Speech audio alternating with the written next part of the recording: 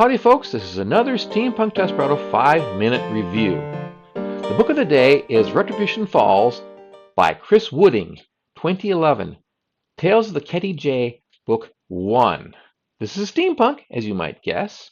It has been called the Steampunk Firefly because it's much like the very popular series back in 2002 that so sadly got pulled from the air after only one season. In any case, it's a lot like Firefly, enough that us Browncoats, as we call ourselves, will enjoy this book, but it's not a ripoff. It's got its own thing, and it's creative in its own way.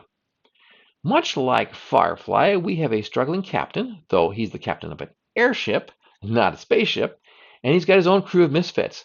Each one of them has a dark secret or a past that they are running from. First of all, we have a troublesome passenger, a disgraced aristocrat named Craig, who dabbles with demons and travels with his gigantic golem in an armored suit.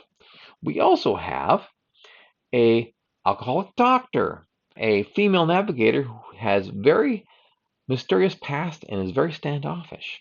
We have a taciturn former slave who is extremely loyal to the captain.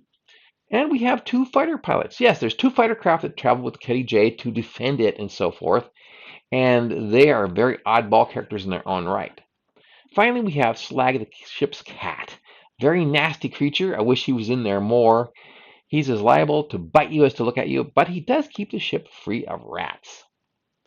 As with Malcolm Reynolds of Firefly, Darian Frey is a veteran with some serious regrets. Some really awful experiences he had, and he has some PTSD from that. And he loves his ship, in this case the Ketty J, more than anything. But he's not as nearly lovable as Malcolm is. He's an anti-hero, and he's much more pathetic in a lot of ways.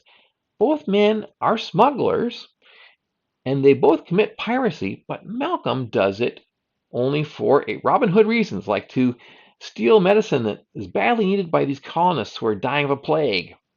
But Frey does it for money. He does it for hire, and he's going to cut the crew out of the profits because he wants to get out of this business, and he doesn't care who he steps on to do it. The job goes horribly wrong. A lot of people die, and everybody on the planet, every lawman, every bounty hunter is looking for them. And if they get caught, every one of them is going to hang. Unlike Firefly, which takes place in space, this is a fantasy adventure alternate world with fictional nations, cultures, and religions. The tech level is very 19th century, although the Ketty J runs on a gas called prothane rather than coal and steam. There's also the element of the supernatural. As I said, one of the characters consorts with demons. And we do also have a monster race, much like the Reavers in Firefly. There were many things I liked about this book.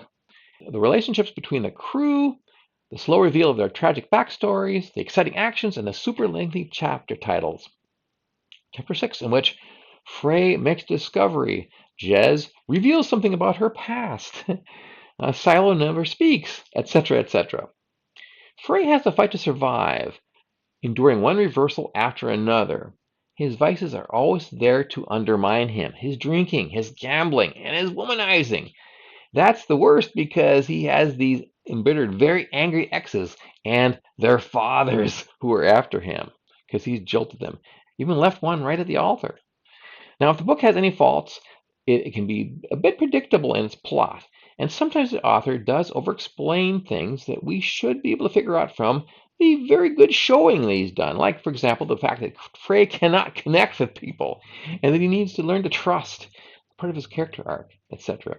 But it's a minor problem. It's something that I can definitely live with because I had a good time anyway.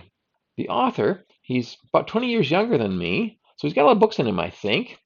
There are 4 books in this particular series, and I do intend to get to the other ones at some point. Unfortunately, it is the only steampunk series. He's mostly written fantasy, including some kids stuff. If you're into steampunk, you will enjoy this book. This has been another Steampunk Desperado 5-minute review of Chris Wooding's Retribution Falls.